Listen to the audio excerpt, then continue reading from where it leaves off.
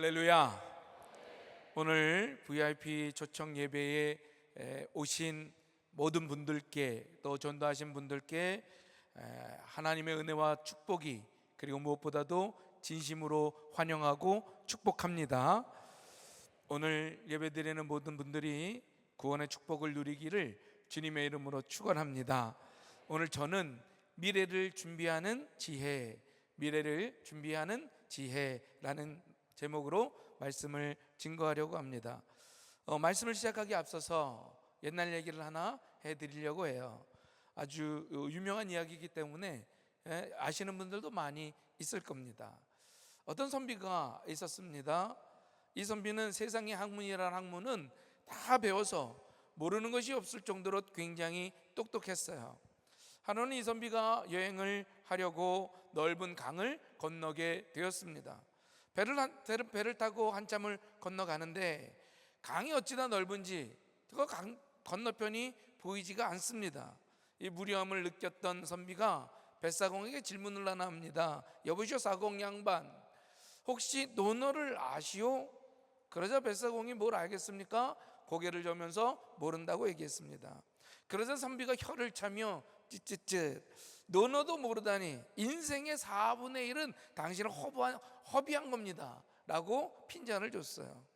배는 계속해서 지나가고 있는데 좀 있으니까 선비가 또 묻습니다. 그러면 중용은 혹시 읽어보셨소? 그러자 역시 뱃사공은 이번에도 모른다고 고개를 젓죠. 선비는 더욱 한심하다라고 하는 생각을 가지고 찌찌찌, 중용도 모르다니 당신의 인생의 절반을 허비한 셈이며, 그리고 또 한참을 배를 타고 갔습니다. 강의 가장 깊은 곳에 이르렀을 때 이 선비는 다시 한번 자기의 잘난 척을 하고 싶어서 대학에 대해서 물어보려고 했습니다. 대학에 대해서 물어보고 이제 사공이 또 모르면 인생의 4분의 3이나 허비한 셈이라고 또 핀잔을 주려고 했습니다. 그런데 갑자기 뱃사공이 심각한 얼굴로 이 선비를 뒤돌아보며 이런 얘기를 했어요. 선비님 혹시 수영은 할 줄 아십니까? 그러자 갑자기 왜 수영에 대한 질문을 하냐 하며 자기는 그 철한 것 모른다고 얘기했습니다. 그러자 뱃사공이 하늘이 무너지는 듯한 표정을 가지고 선비님께 얘기합니다. 선비님, 당신은 인생 전체를 헛살았습니다. 지금 이 배 밑바닥에 구멍이 나서 배에 물이 차오르고 있는데 나는 수영을 할 줄 아니까 어떻게든 살아가겠지만 지금 그 강의 제일 깊은 곳에 이 선비님이 빠지면 어떻게 될지 자기는 잘 모르겠습니다 라고 이야기가 끝나게 되죠. 여러분, 이 이야기가 단순히 옛날 이야기, 남의 이야기로만 들리십니까? 아닙니다. 오늘날 수많은 사람들이 이 선비와 같은 모습으로 살아가고 있다는 거죠. 세상의 지식, 돈 버는 기술, 성공하는 방법은 열심히 배우고 준비하지만 정작 자기 인생의 배가 가라앉고 있을 때 진짜 그 위기의 순간에 자기를 살릴 수 있는 그 중요한 준비는 하고 있지 않더라는 거예요. 여러분, 지금 우리의 인생이 어디만큼 와 있을까요? 초반으로 시작했습니까? 중간쯤 왔습니까? 아니면 거의 다 달았습니까? 여러분, 자기의 인생의 마지막을 한번 생각해 본 적 있으십니까? 돈이 적든 많든, 힘이 있든 없든, 건강하든 아프든, 권력이 있든 없든, 여러분, 죽음 앞에선 누구나 다 똑같다라고 하는 거죠. 그 죽음은 누구도 피할 수가 없습니다. 죽음은 우리 모두에게 다 다가오는 피할 수 없는 현실이다라고 하는 거죠. 우리의 삶이 영원하지 않고 언젠가는 반드시 끝난다라고 하는 것을 알려주는 엄중한 사실입니다. 그런데 성경은 죽음 다음에 더 무서운 것이 있다라고 말하고 있어요. 그건 바로 심판입니다. 사람들은 이 심판 또는 죽음을 모른 척하고 싶어 하지요. 그러나 성경은 이 죽음이 명확하듯이 심판도 명확하다라고 말하고 있습니다.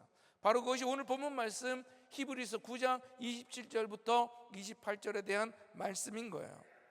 오늘 이 말씀에 우리는 피할 수 없는 죽음, 그리고 심판, 그리고 그 심판을 넘어설 수 있는 희망을 말해주고 있습니다. 오늘 이 본문 말씀을 다 같이 한번 읽어봤으면 좋겠어요. 다 같이 읽어봅시다. 시작.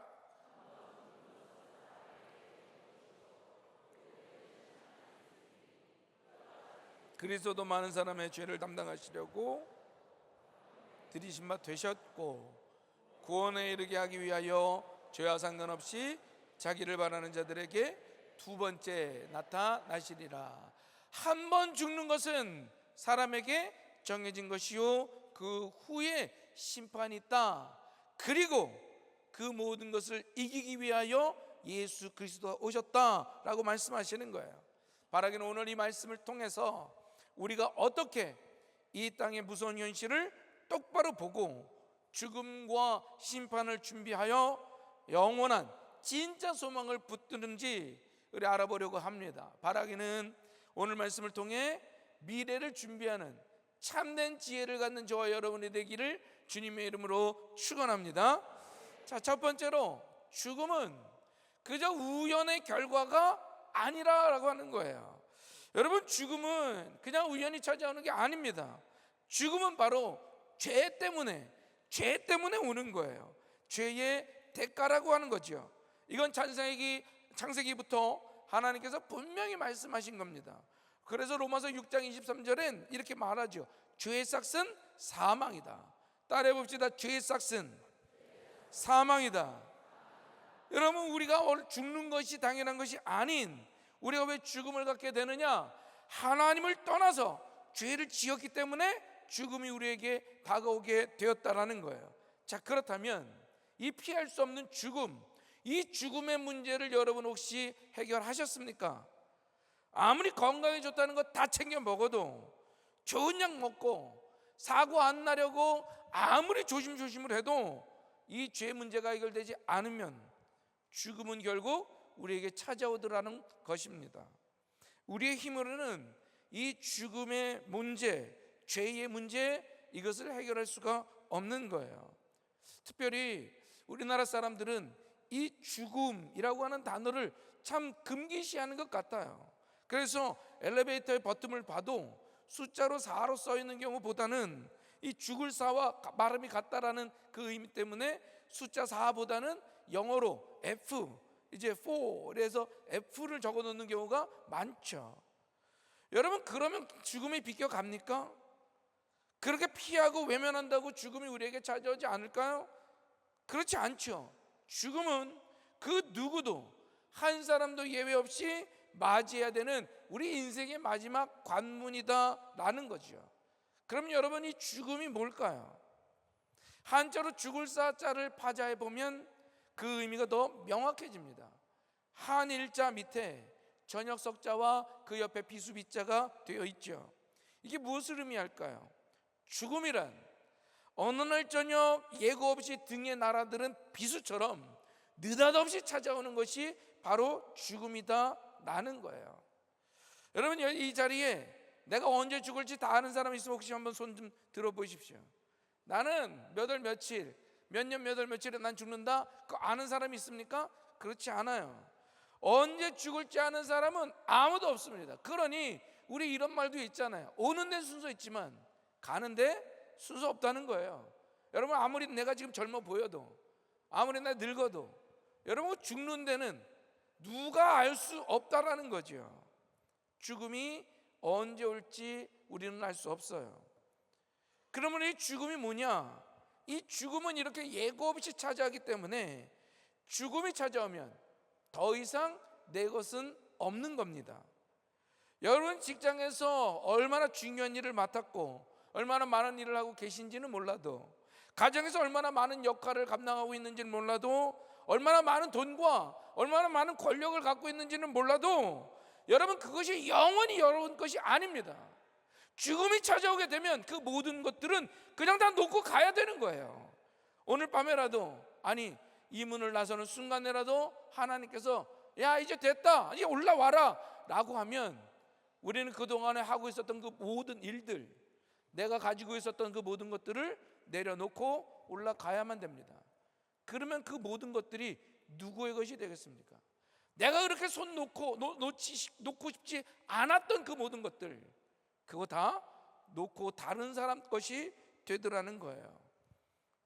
뿐만 아니라 죽음이란 내가 숨겨왔던 은밀한 비밀들이 다 드러나는 게 죽음입니다. 살아있는 동안에는 여러분들이 꽁꽁 잠가놓고 아무도 못 보게 할 수 있었겠죠. 우리가 죽으면 그 모든 게 다 열리게 되는 거예요. 숨기고 있었던 것, 감추고 있었던 것, 내 비밀, 그 모든 것들이 백일하에 드러나는 것, 이게 바로 죽음이라는 거죠. 더욱이 이 죽음은 그것을 끝이 아니라는 거예요. 바로 죽음 다음에 반드시 심판이 기다리고 있음을 우리는 기억해야 할 줄로 믿습니다. 여러분, 이 그림 사진 다 아실 겁니다. 로댕의 유명한 조각 작품이죠. 생각하는 사람이라는 거예요. 여러분, 그런데 이 조각품의 부제가 바로 지옥문 앞에서라고 하는 거죠. 여러분 한번 생각해 보세요. 지옥문 앞에서 아무리 깊이 생각하고 고민해 본들 이게 무슨 소용이 있겠습니까? 아무런 소용이 없습니다. 때가 늦었어요. 심판대 앞에서 후회하고 절망해 봐야 이제 돌이킬 수 있는 시간이 없습니다. 우리가 이 땅에서 숨 쉬고 살아가고 있는 이 지금, 바로 이 순간 죽음 이후와 심판을 준비해야 할 줄로 믿습니다. 요한계시록 20장 12절이 이렇게 말하죠. 또 내가 보니 죽은 자들이 큰 자들이나 작은 자나 그 보좌 앞에 서 있는데 책들이 펴 있고 또 다른 책이 펴졌으니 곧 생명책이라. 죽은 자들이 자기 행위에 따라 책들에 기록된 대로 심판을 받으니 이 천국에 행위록과 생명책이 있다라는 거예요. 그런데 우리의 모든 생각과 말과 행동들이 다 거기에 적혀 있습니다. 여러분, 누가 그 행위록 앞에서 나는 죄가 없다라고 얘기할 수 있습니까? 여러분이 은밀하게 생각했던 그 모든 생각들, 나쁘게 얘기했던 그 모든 말들, 은밀하게 죄를 찾아다녔던 그 모든 죄악들, 그게 다 적혀 있어요. 한 명도 무죄로 받을 사람이 없다라는 거죠. 무슨 말입니까? 우리의 착한 행동이나 우리의 노력으로는 절대로 하나님의 심판을 통과할 수가 없다라고 하는 것입니다. 그러나 감사하게도 그 옆에 다른 책, 생명책이 있다고 얘기하지요. 요한계시록 20장 15절이에요. 누구든지 생명책에 기록되지 못한 자는 불못에 던져지리라.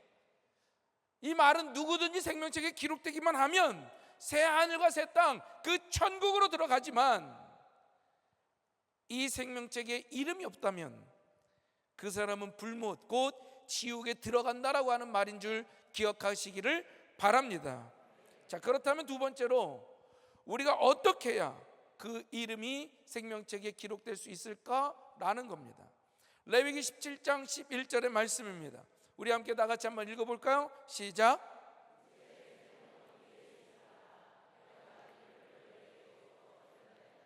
너의 생명을 위하여 속죄하게 하나니 생명이 피에 있으므로 이 피가 죄를 속하느니라. 우리의 모든 죄를 없이 하고 심판을 피할 수 있는 길은 피밖에 없다라는 거예요. 그래서 이 피를 뿌려서 구약에는 예수님이 오시기 전에는 이들이 이 제사로 모든 죄를 씻었습니다. 구약 시대에 예수님이 오시기 전에 대제사장들은 해마다 죄를 씻을 때 계속해서 이 짐승의 피를 가지고 성전의 깊은 곳 지성소에 들어가서 이 피의 제사를 통해 죄를 씻었어요. 그러나 이 제사는 완벽하지가 않았습니다. 우리 모든 죄를 완벽하게 사라지게 할 수가 없었어요. 그저 잠시 덮어둘 뿐 죄의 근본적인 문제를 해결할 수가 없었던 거죠. 그래서 이 구약시대의 제사라고 하는 건 오실 예수님에 대한 그림자였다라고 얘기하고 있어요. 마치 이 수원지에서 더러운 물이 계속 흘러나오는데 아무리 좋은 정수기를 아래에 갖다 놔도 물 근원이 깨끗해지지 않는 것과 같이 근본적인 해결은 아니었다라는 거죠. 하지만 예수님이 이 땅에 오셔서 우리의 죄를 담당해 주셨습니다. 우리 히브리서 10장 10절부터 14절 다 같이 읽어봅시다. 시작.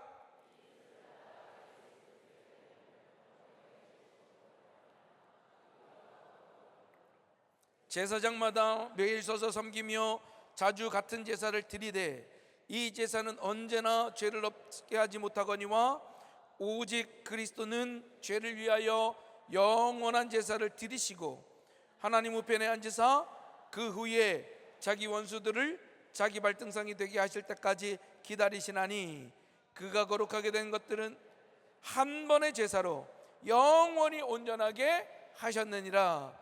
예수님이 오시기 전에 제사로 필요할 때마다, 죄를 지었을 때마다 피로 제사를 지어서 그 죄가 없이 하였지만 예수님이 이 땅에 오심으로 말미암아, 그 예수님이 십자가에 달리심으로 말미암아 그 피로 한 번에, 단번에 우리의 모든 죄를 다 사하여 주신 줄로 믿습니다. 이 단번에 라고 하는 말에 모든 것이 담겨 있는 거예요. 예수 그리스도의 피가 우리의 모든 죄를 씻어주시고 영원한 용서를 이루신 줄로 믿습니다. 다시 반복하지 않아도 돼요. 예수 그리스도를 믿기만 하면 이 예수의 흘리신 피 덕분에 하나님과 화목되는 길, 다시 말하면 예수님을 믿기만 하면 우리의 이름이 생명책에 기록되는 줄로 믿습니다. 따라해 봅시다. 주 예수님, 내가 믿습니다. 나 같은 죄인을 구원해 주시니 감사합니다. 예수 그리스도의 피가 내 모든 죄를 사하여 주시는 줄 믿습니다. 여러분, 진심으로 고백했다면, 진심으로 믿는다면 우리의 죄가 예수 그리스도의 보혈로 깨끗하게 사함받게 된 줄로 믿습니다. 자, 그런데 이렇게 단순히 믿는 것 하나만으로 끝나는 것이 아닙니다. 예수 믿음으로 우리가 모든 죄가 해결이 되었어요. 그래서 예수님이 이 땅에 처음 오셨을 때 죄인들을 구원하시려고, 우리의 죄를 대신 짊어지시려고 십자가에 달려 주셨죠. 그런데 그분의 사역이 이것으로 끝이 아닙니다.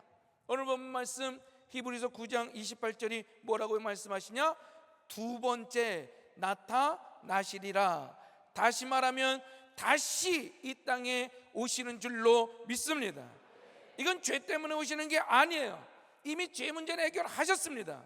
바로 그들을 예수님을 간절히 찾는 자들에게 모든 것이 완성시키기 위하여, 모든 것을 완성시키시기 위하여 다시 재림해 주시는 줄로 믿습니다. 오늘 말씀 보면 자기를 바라는 자들에게 라고 하는 이 표현은 단순히 기다리는 게 아닙니다. 적극적으로 예수님을 갈망하고 간절히 기대해야 된다는 걸 말하고 있어요. 마치 사랑하는 사람을 간절히 기다리는 연인들처럼 우리가 이 세상에서 뭘 하든, 다시 말해 예수 그리스도로 구원받은 우리는 예수님을 바라보며 살아가야 하는 줄로 믿습니다. 바로 이 기다림이 우리의 삶을 거룩하게 만들고 경건하게 만드는 능동적인 기다림이 된다라고 하는 거죠. 베드로후서 3장 10절이 말하죠. 주의 날이 도적같이 오리니 그날에는 하늘에 큰 소리로 떠나가고 도적같이 임하기 때문에, 죽음이 도적같이 임하는 것처럼 예수님의 재림도 도적같이 임하기 때문에 우리가 항상 깨어있는 삶을 살아가게 되는 것인 줄로 믿습니다. 여러분, 우리가 이 땅이 전부가 아니에요. 영원한 것을 바라보며 오늘을 살아가야 할 줄로 믿습니다. 많은 사람들이 그저 영원한 생명, 이것을 그저 죽지 않고 영원히 사는 것 정도로만 생각합니다. 하지만 하나님의 말씀이 말하는 영원한 생명은 그보다 더 깊고 더 풍부한 의미를 갖고 있는 거지요. 다시 말해 유일하신 참 하나님과 그분이 보내신 예수님을 아는 것, 다시 말해 즉 하나님과 그 깊은 관계 속에서 완벽한 삶을 누리고 완벽한 생명을 누리게 하는 것인 줄로 믿습니다. 놀라운 것은 뭐냐? 우리가 바로 예수님을 믿는 순간, 예수님을 영접하는 순간 영원한 생명이 이미 우리 안에 시작된 줄로 믿습니다. 죽어서만 가는 것이 아니라 내 안에서 시작된 줄로 믿습니다. 요한복음 5장 24절에 말해요. 내 말을 듣고 또 나 보내신 이를 믿는 자는 영생을 얻었고 심판에 이르지 아니하나니 사망에서 생명으로 옮겼느니라. 영생을 얻을 것이고 생명으로 옮길 것이다가 아니라 영생을 얻었고 사망에서 생명으로 옮겨졌다라고 말하고 있는 줄로 믿습니다. 이미 우리는 귀한 생명을 가진 사람입니다. 영원한 생명을 가진 사람들인 줄로 믿습니다. 그러므로 여러분, 이제 우리가 이 세상을 따라가지 않고 예수의 마음을 품고 그분의 뜻대로 살아가기를 결단해야만 하는 거예요. 이건 우리의 믿음이 그냥 지식이나 암기가 아니라 우리의 삶을 통해서 증명되어야 한다는 말씀인 줄로 믿습니다. 어느 목사님께서 이런 말씀을 하셨어요. 암기된 믿음은 역사하는 힘이 없습니다. 증명된 믿음만이 역사하는 힘이 있습니다. 우리 한번 따라해 봅시다. 암기된 믿음은 역사하는 힘이 없고 증명된 믿음만이 역사하는 힘이 있다. 무슨 말이에요? 우리의 삶을 통해서, 여러분의 삶을 통해서 이 믿음을 증명해 나가야 할 줄로 믿습니다. 때로는 우리가 믿고 있는 것과 정반대 상황, 그래서 고난이나 어려움을 겪을 때 비로소 그때 진짜 믿음인지 아닌지가 구별되게 되어 있는 거예요. 미국의 한 지진학 교수가 이런 말을 했습니다. 지진이 언제 일어날지는 아무도 모릅니다. 그러나 지진을 대비한 사람에게 지진은 그렇게 두려워할 일이 아닙니다. 마찬가지예요. 구원받고 다시 오실 예수님을 준비하는 사람에게 죽음과 재림은 두려운 것이 아닙니다. 오히려 희망인 줄로 믿습니다. 평안은 이렇게 철저히 준비하고 하나님께 모든 걸 맡기는 사람에게 하나님이 주시는 선물인 줄로 믿습니다. 죽음을 준비하고 하나님을 만난 준비를 한 사람은 다르죠. 만약에 암 진단을 받아도 두렵지 않아요. 언제라도 주님, 지금입니까? 내가 가겠습니다. 하나님 부르시면 나 언제든지 갑니다 라고 대답할 수 있는 담대함 있는 사람, 바로 그 사람이 죽음을 준비한 사람이요, 바로 재림을 준비한 사람인 줄로 믿습니다. 사랑하는 성도 여러분, 오늘 우리는 히브리서 9장 27절부터 28절의 말씀을 통해 두 가지의 진리를 배웠습니다. 첫 번째, 한 번 죽는 것은 사람에게 정해진 것이요 그 후에는 심판이 있다라고 하는 우리에게 닥치는 피할 수 없는 현실, 그 한 가지. 그리고 두 번째, 이와 같이 그리스도도 많은 사람의 죄를 담당하시려고 단번에 들이신 바 되셨고 구원에 이르게 하기 위하여 죄와 상관없이 자기를 바라는 자들에게 두 번째 나타나시리라 라고 하는 구원의 소망과 영원의 소망인 줄로 믿습니다. 여러분, 이 두 가지 진리는 우리의 삶의 방향을 결정하는 아주 중요한 기준이 될 수 있어요. 오늘 여러분은 무엇을 붙드시겠습니까? 세상의 어떤 것을 쫓다가 영원한 심판을 준비하지 못하는 삶을 살아가시겠습니까? 아니면 예수 그리스도를 믿어 그분 안에서 죽음과 심판과 그 모든 걸 이기고 영원한 생명에 대한, 아니 그 영원한 생명을 누리는 그 삶을 선택하시겠습니까? 예수 그리스도 안에 거하기를 결단하시기를 소망합니다. 주님께 여러분들의 삶을 드리고, 주님 오늘이라도 나 부르시면 가겠습니다, 그런 자세로 하루하루 살아가기를 축원합니다. 이것이 바로 죽음을 준비하고 심판을 이기는 유일한 기밀이며 진짜 평안과 기쁨을 누리는 비결인 줄로 믿습니다. 바라기는 우리 모두가 예수 그리스도를 믿어 영원한 생명을 얻고 그리고 증명된 믿음으로 깨어 준비하여 주님 다시 오실 그 날을 기대하며 기쁨으로 맞이하는 우리 금난의 모든 성도님들이 되시기를 주님의 이름으로 축원합니다. 주님의 이름으로 축원합니다. 오늘 말씀 생각하면서 찬양하고 우리 함께 기도합시다. 주의 보좌로 나아갈 때에 주의 보좌로 나아갈 때에 어떻게 나가야 할까? 나를 구원한 주의 십자가 그것을 믿으며 가네. 주의 보좌로 나아갈 때에 나 여전히 부족하나. 나를 품으신 주의 그 사랑 그것을 믿으며 가네.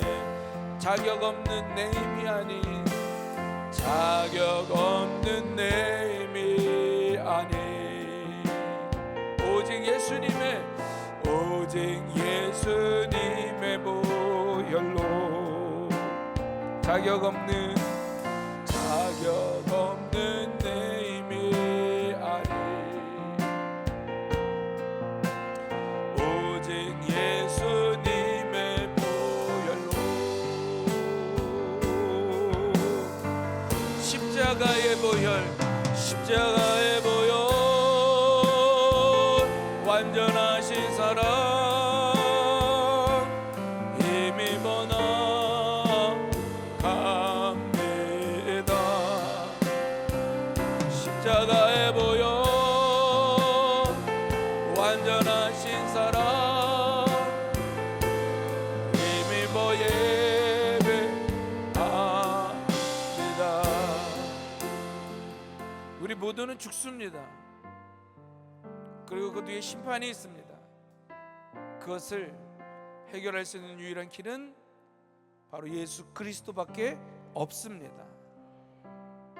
아무리 아니라고 얘기해도 아무리 거부해도 죽음이 찾아오는 것처럼 죽음과 심판은 찾아오게 됩니다.